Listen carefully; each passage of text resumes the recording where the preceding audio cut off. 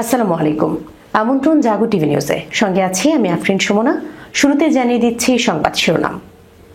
হুথির supersonic মিসাইলের আঘাতে লন্ডভন্ড Israel ঘাঁটি। ইসরায়েলকে শিক্ষা দিতে ইসলামী সামরিক জোট গঠনের আহ্বান ইরাকের। ওরা কখনো মুসলিমদের বন্ধু হতে পারে না, ভয়াবহ সৌদি মার্কিন বেইমানির শিকার বন্ধু কাতার। আদালতের রায় ঘিরে বিক্ষোভে উত্তাল তুরস্ক, এরদোয়ানের পদত্যাগ দাবি। কাতার ক্ষুব্ধ, যুক্তরাষ্ট্র অসন্তুষ্ট, নেতানিয়াহুর কৌশল বিপজ্জনক সংকটে। গাজায় জাতিগত নিধনে যুক্তরাষ্ট্রও জড়িত, দাবি 2 মার্কিন সিনেটরের। পরমাণু স্থাপনায় হামলা নিষিদ্ধ না করলে পরিদর্শনের অনুমতি দেবে না ইরান, সাফ জানিয়ে দিল তেহরান। দর্শক, শিরোনাম শুনছিলেন, এবার জানিয়ে দিচ্ছি বিস্তারিত। রাতের অন্ধকারে হঠাৎ কেঁপে উঠল ইসরায়েলের আকাশ। দিগন্ত কাঁপিয়ে ছুটে চলা এক সুপারসনিক ক্ষেপণাস্ত্রের আঘাতে মুহূর্তেই বিস্ফোরণে কেঁপে উঠল নেগেভ অঞ্চলের একটি সামরিক ঘাঁটি। ইয়েমেনের সশস্ত্র বাহিনী জানিয়েছে, ফিলিস্তিনিদের প্রতি সংহতি জানিয়ে তারা ইসরায়েলি দখলকৃত এলাকায় সফল ক্ষেপণাস্ত্র ও ড্রোন হামলা চালিয়েছে। আল মাসিরা টিভিতে প্রচারিত এক বিবৃতিতে মুখপাত্র ইয়াহিয়া সারি জানান, প্যালেস্টাইন 2 নামের ক্ষেপণাস্ত্রটি নেগেভ মরুভূমির একটি সামরিক ঘাঁটিতে সরাসরি আঘাত এনেছে। সংবাদ মাধ্যম মেহের নিউজ ও এই তথ্য প্রকাশ করেছে। বিবৃতিতে আরো জানানো হয়, আক্রমণের পর আশেপাশের ইসরায়েলি বসতি স্থাপনাকারীরা আশ্রয় কেন্দ্রে পালিয়ে যেতে বাধ্য হয়েছেন। ইয়াহিয়া সারি আরো জানান, ড্রোন ইউনিট 2টি পৃথক অভিযান চালিয়েছে, একটি ইলাত সংলগ্ন রামন বিমানবন্দরে এবং আরেকটি নেগেভের অন্য একটি সামরিক স্থাপনায়।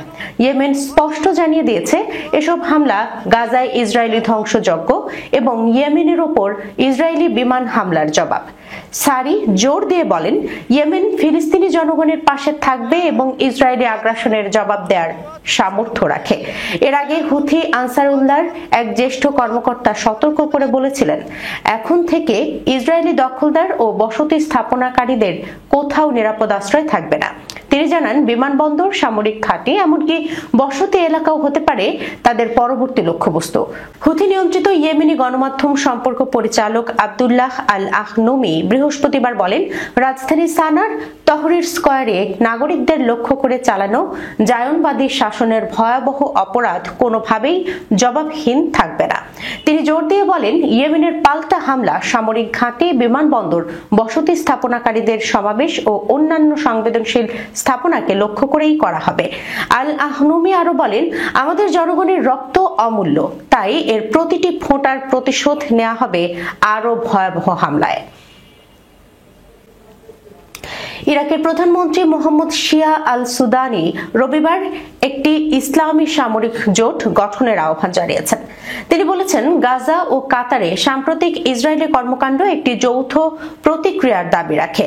সুদানি বলেন, দোহায় মঙ্গলবার বিমান হামলায় 5 জন হামাস সদস্য ও 1 জন কাতারি নিরাপত্তা কর্মকর্তা নিহত হন। এটি ছিল আন্তর্জাতিক আইনের এক চমকপ্রদ লঙ্ঘন এবং এটি স্মরণ করিয়ে দেয়, ইসরায়েলের কর্মকাণ্ড গোটা অঞ্চলের নিরাপত্তাকে হুমকির মুখে ফেলেছে।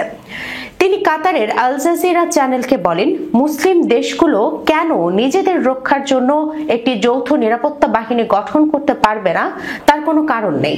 একই সঙ্গে আরব ও ইসলামী দেশগুলোকে একটি সর্বাত্মক রাজনৈতিক, নিরাপত্তা ও অর্থনৈতিক অংশীদারিত্ব গড়ে তোলার আহ্বান জানান। দোহায় রবিবার আরব ও ইসলামী দেশগুলোর পররাষ্ট্রমন্ত্রীরা একটি জরুরি বৈঠকের প্রস্তুতির জন্য সমবেত হওয়ার পরিপ্রেক্ষিতে তার এই মন্তব্য আসে। এই বৈঠক সোমবার অনুষ্ঠিত হবে এবং কাতারে ইসরায়েলের হামলার পরিণতি মোকাবেলায় কেন্দ্রীভূত হবে। এই বৈঠকে বহু বছর আগে মিশর কর্তৃক উত্থাপিত একটি যৌথ আরব সামরিক বাহিনী সক্রিয় করার বিষয়টিও আলোচিত হওয়ার আশা করা হচ্ছে। ইরাকের প্রধানমন্ত্রী জোর দিয়ে বলেন, ইসলামী বিশ্বে অসংখ্য হাতিয়ার রয়েছে যা ইসরায়েলকে প্রতিহত করতে ব্যবহার করা যেতে পারে। তিনি সতর্ক করে দেন, ইসরায়েলের আগ্রাসন কাতারে থামবে না। তিনি গাজায় প্রায় 2 বছর ধরে চলা পরিকল্পিত হত্যাকাণ্ডের কথাও উল্লেখ করেন। ইসরায়েলি হামলা একটি আবাসিক কমপ্লেক্সে আঘাত হানে, যেখানে হামাস নেতারা যুক্তরাষ্ট্রের প্রস্তাবিত যুদ্ধবিরতি নিয়ে আলোচনা করছিলেন। গাজায় 2023 সালের অক্টোবর থেকে এ পর্যন্ত 64,800 এর বেশি ফিলিস্তিনি নিহত হয়েছেন। কাতার এই হামলাকে কাপুরুষোচিত কাজ এবং আন্তর্জাতিক আইনের নগ্ন লঙ্ঘন হিসেবে নিন্দা করেছে, সতর্ক করেছে যে তারা ইসরায়েলের এই অসতর্ক আচরণ বরদাস্ত করবে না। উপসাগরীয় এই দেশটি যুক্তরাষ্ট্র ও মিশরের সঙ্গে মিলে গাজায় যুদ্ধের আবাসন ঘটানোর প্রচেষ্টায় কেন্দ্রীয় ভূমিকা পালন করছে। জাতিসংঘ নিরাপত্তা পরিষদের সদস্যরা বৃহস্পতিবার কাতারে হামলাকে নিন্দা জানিয়েছেন এবং সব পক্ষকে শান্তির সুযোগ কাজে লাগানোর আহ্বান জানিয়েছেন, যদিও তারা ইসরায়েলের নাম উল্লেখ করেননি। সূত্র আনাদোলু। কাতারের ভূখণ্ডে ইসরায়েলের হামলার পর মধ্যপ্রাচ্যের জটিল রাজনীতির ময়দান আরও উত্তপ্ত হয়ে উঠেছে। এই ঘটনায় অনেকেই ইসরায়েলকে বিশ্বাসঘাতক হিসেবে আখ্যা দিয়েছেন। অভিযোগের তীর উঠেছে সৌদি আমেরিকার দিকেও, কারণ এমন দুঃসাহসিক হামলা তাদের সবুজ সংকেত ছাড়া সম্ভব নয় বলে গুঞ্জন উঠেছে। আর এই হামলার সময় সৌদির আকাশপথ ব্যবহার করে ইসরায়েল। তবে মার্কিন প্রেসিডেন্ট ডোনাল্ড ট্রাম্প এই অভিযোগ উড়িয়ে দিয়ে দাবি করেছেন যে আমেরিকাকে কিছু না জানিয়েই ইসরায়েল একক সিদ্ধান্তে এই হামলা চালিয়েছে। এই পরিস্থিতিতে কাতার ও আমেরিকার দ্বিপাক্ষিক সম্পর্কে অবিশ্বাসের মেঘ জমেছে, যা মধ্যপ্রাচ্যের রাজনীতিতে এক নতুন জটিলতার জন্ম দিয়েছে। এমন এক মুহূর্তে ইসরায়েলের একজন বিশ্লেষক এডি কোহেন বিস্ফোরক মন্তব্য করেছেন। তিনি দাবি করেছেন আমেরিকা আসলে কাতারকে বোকা বানিয়েছে। ট্রাম্পের বক্তব্যের বিপরীতে ইসরায়েলি বিশ্লেষক এডি কোহেন বলেন, কাতারে ইসরায়েলি হামলায় ওয়াশিংটন সরাসরি জড়িত। তার মতে ট্রাম্প হামলার বিষয়ে দেওয়া বক্তব্যের মাধ্যমে কাতারকে ঠকিয়েছে এবং ব্যবহার করেছে। কোহেনের এই বক্তব্য ইসরায়েলি মিডিয়ার আগের কিছু রিপোর্টের সঙ্গেও মিলে যায়। ইসরায়েলের চ্যানেল 14 এর এক প্রতিবেদনে একজন ইসরায়েলি কর্মকর্তার বরাত দিয়ে বলা হয়, কাতারে হামলার বিষয়ে ইসরায়েল আগেই আমেরিকাকে জানিয়েছিল। এমনকি আমেরিকা এই হামলার জন্য ইসরায়েলকে পুরোপুরি সমর্থন দিয়েছে। ইসরায়েলের চ্যানেল 12 এর আরেক রিপোর্টে বলা হয়, ট্রাম্প কাতারে থাকা হামাস নেতাদের উপর হামলার জন্য সবুজ সংকেত দিয়েছেন। এরপরই ইসরায়েল হামলা চালায়। আর চ্যানেল 13 এর মতে কাতারে হামলার বিষয়ে ভুল তথ্য দিয়ে ট্রাম্প আসলে কাতারিদের বিভ্রান্ত করেছেন।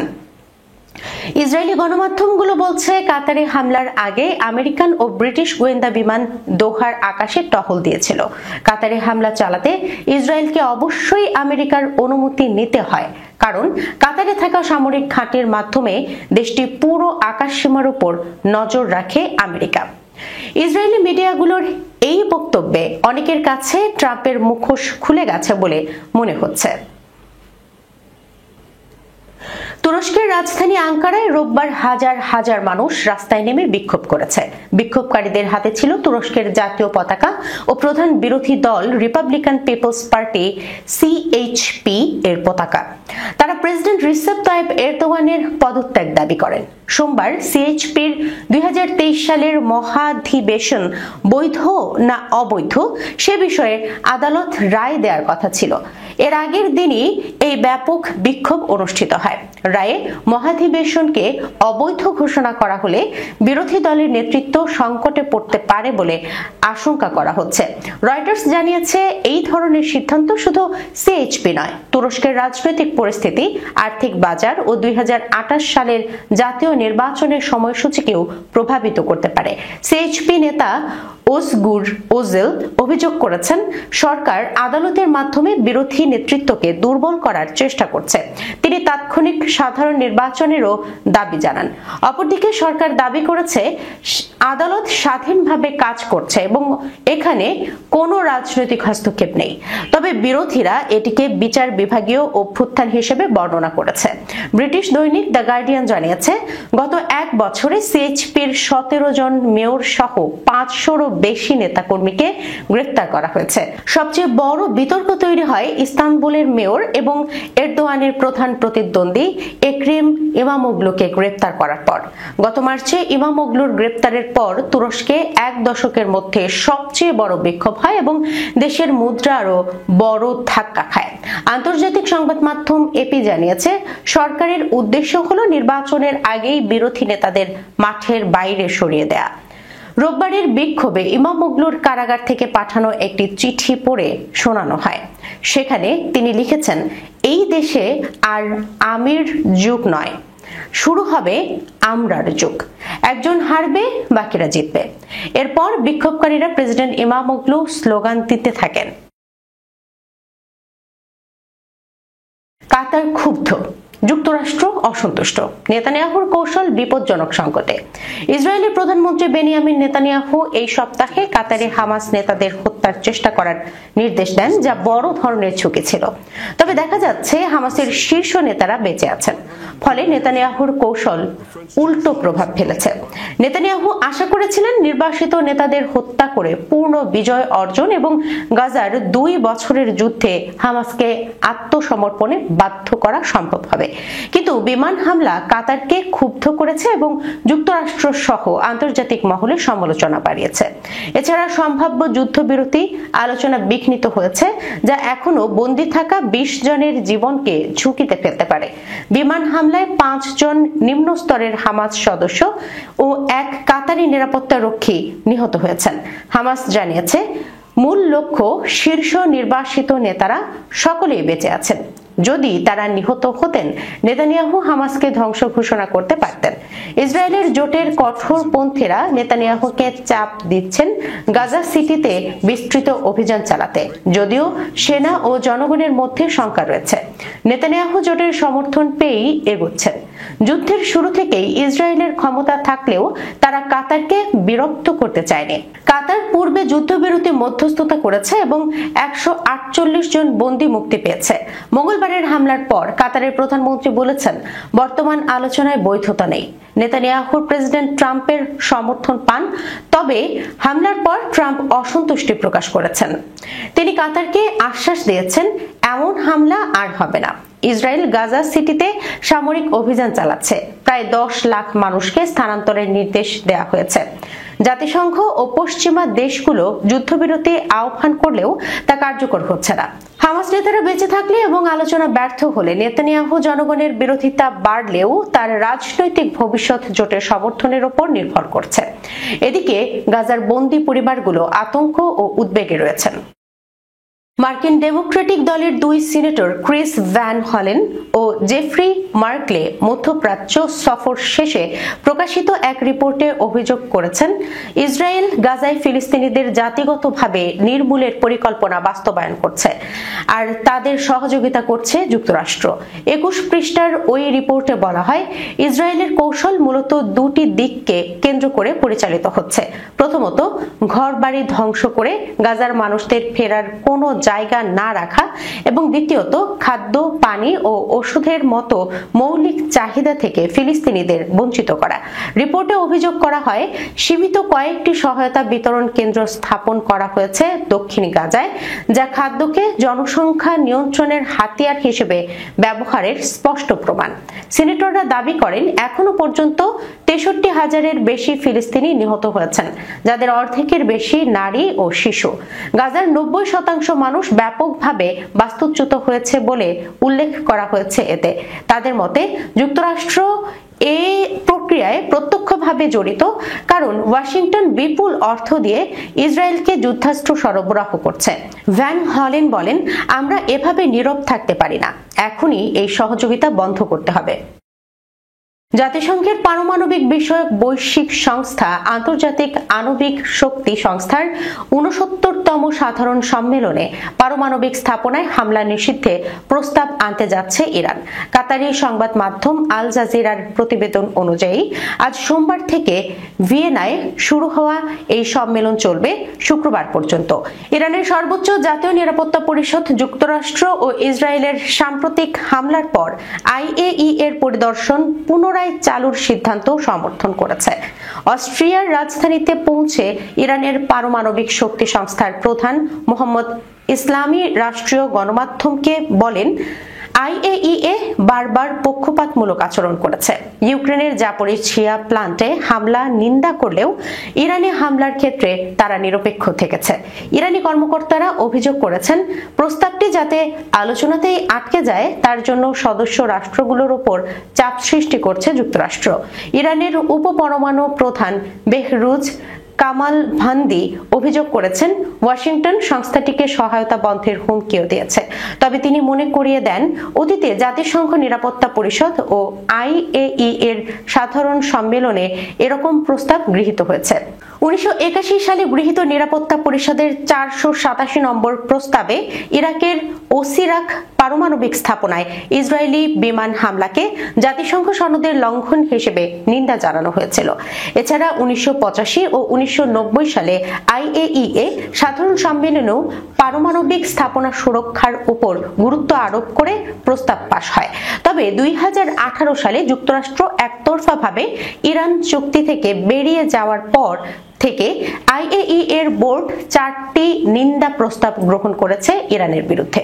যদিও যুক্তরাষ্ট্রের গোয়েন্দা সংস্থা ও আইএইএ কেউই প্রমাণ পায়নি যে ইরান পারমাণবিক অস্ত্র কর্মসূচি এগিয়ে নিচ্ছে।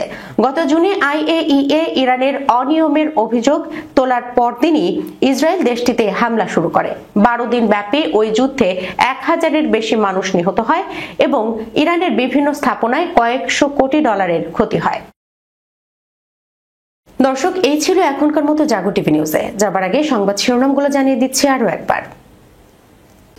হুথির সুপারসনিক মিসাইলের আঘাতে লন্ডভন্ড ইসরায়েল ঘাঁটি। ইসরায়েলকে শিক্ষা দিতে ইসলামী সামরিক জোট গঠনের আহ্বান ইরাকের। ওরা কখনো মুসলিমদের বন্ধু হতে পারে না, ভয়াবহ সৌদি মার্কিন বেইমানির শিকার বন্ধু কাতার। আদালতের রায় ঘিরে বিক্ষোভে উত্তাল তুরস্ক, এরদোয়ানের পদত্যাগ দাবি। কাতার ক্ষুব্ধ, যুক্তরাষ্ট্র অসন্তুষ্ট, নেতানিয়াহুর কৌশল বিপজ্জনক সংকটে। গাজায় জাতিগত নিধনে যুক্তরাষ্ট্রও জড়িত, দাবি 2 মার্কিন সিনেটরের। পরমাণু স্থাপনায় হামলা নিষিদ্ধ না করলে পরিদর্শনের অনুমতি দেবে না ইরান, সাফ জানিয়ে দিল তেহরান। এখনকার মতো এই পর্যন্তই। এতক্ষণ পর্যন্ত যারা সঙ্গে ছিলেন সবাইকে অসংখ্য ধন্যবাদ। আল্লাহ হাফেজ।